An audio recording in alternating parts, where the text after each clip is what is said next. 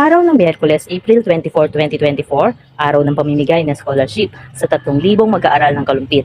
Abi alas 6 pa lang na umaga, nandito na si Vice Mayor Dr. Sara Candelaria. Sumilip muna sa clinic para tignan kung may pasyente na. At voila, syempre meron na.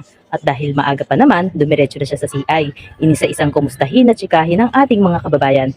Kala ko nga tatapusin yung pila. Abe baka kung matapos siya, alas 4 na. Pero dahil maaga pa, balik muna siya sa klinik. Madaming nag-iitay na pasyente kaya si Doc hindi mapakali. Abe kasi pag na tao, sa dami ng sabay-sabay na trabaho, hindi alam kung ang katawan saan ipupwesto. Mamaya babalik ulit kami sa CI para makiisa sa pamimigay. Ganyan yata talaga ang taong pagtulong sa kapwa ang misyon sa buhay. Hindi alintana ang pagod, makapagsilbi lang.